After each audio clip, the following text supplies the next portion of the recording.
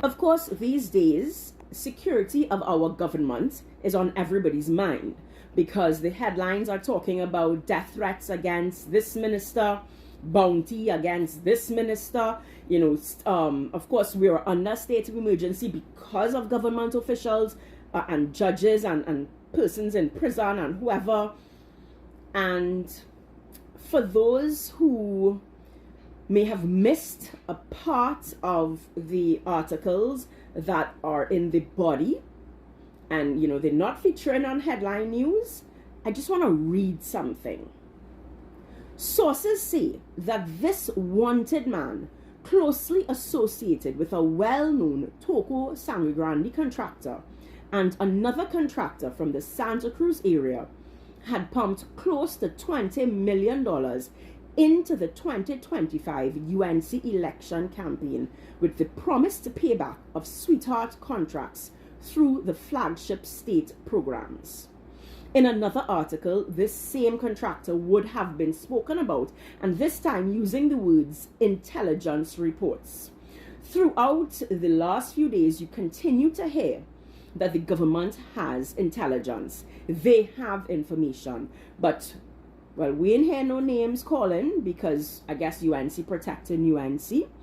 And we've not heard anybody taken in for questioning. We've not heard any arrests made. So what's going on?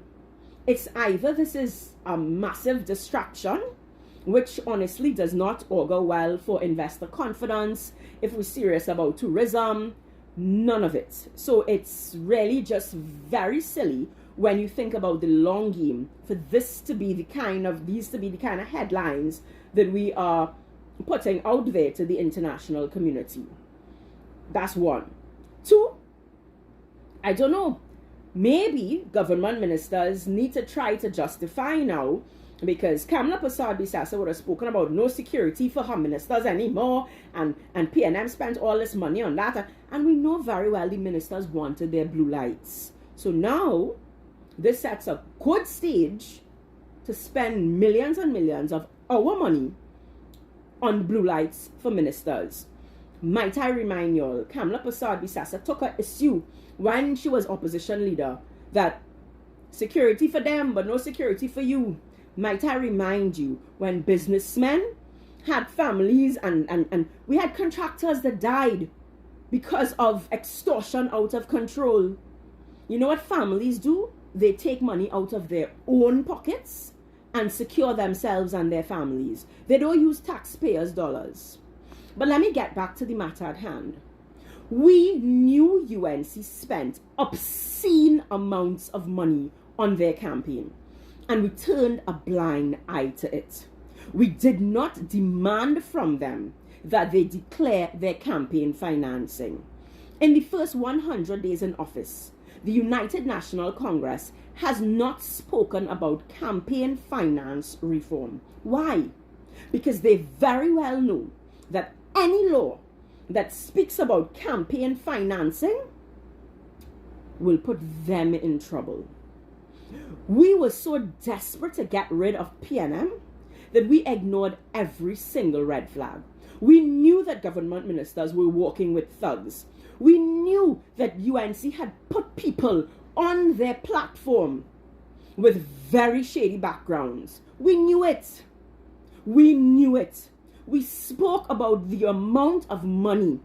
You think it was good Samaritans who just want an honest and just country that was forking out the kind of millions of dollars that UNC was putting out for the 2025 general election?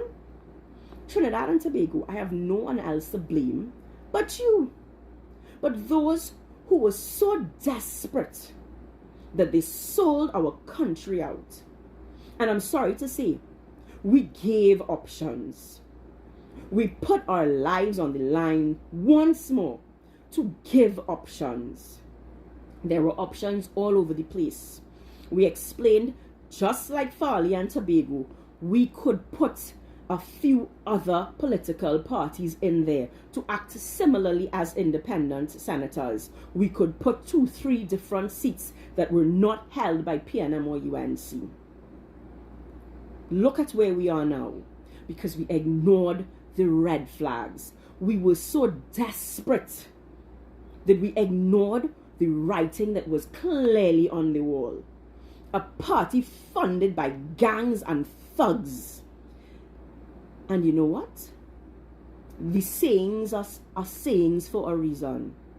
If you lie with dogs, expect fleas. May God have mercy on Trinidad and Tobago.